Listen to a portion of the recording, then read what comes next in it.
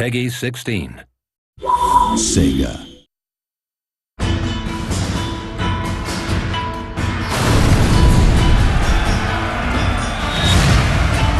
Set during the 19th century, The Fall of the Samurai offers a largely different gaming experience to the original Total War Shogun 2. It's full of explosives, pyrotechnics. It's got lots of fun new units like torpedo ships and Gatling guns. Ships explode left and right, get armor-penetrating shells. We have this huge clash between the modern and the traditional. Effectively, this is a war for the soul of Japan in the modern world.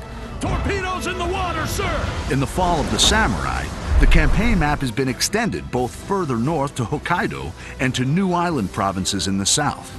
Ultimately, at the end of the Boshin War, the shogunate forces were chased by the imperial forces into Hokkaido, forming the Izo Republic, which was kind of the last stand of the shogunate forces. The campaign map has been reimagined to reflect the new time period, with steam railways making their first appearance in a Total War game.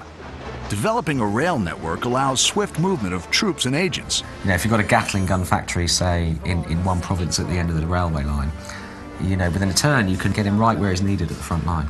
But be wary of enemies sabotaging or blockading your stations. My favourite agent, really, I think, is the foreign veteran agent. So that's kind of an American or British or French foreign veteran that you bring in to improve the recruitment of your troops, kind of drill your troops, train them more effectively. And they can also challenge other agents to single combat. Well, I will defend my honor.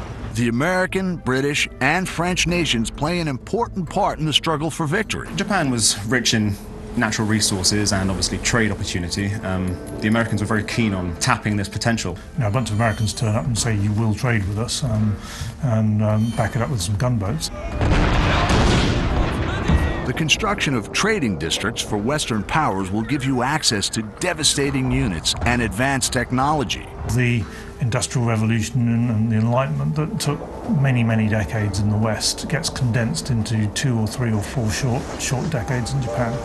In about 30 years, it's one of the most advanced industrial nations in the world.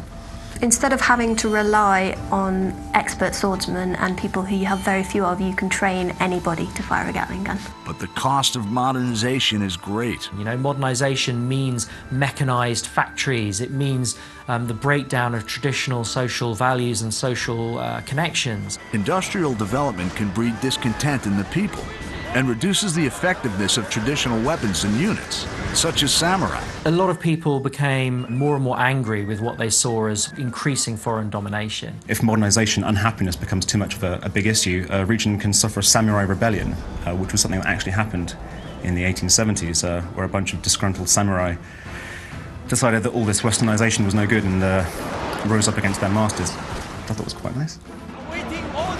The dynamic clash between the old traditions and the new industrial world is at the heart of The Fall of the Samurai.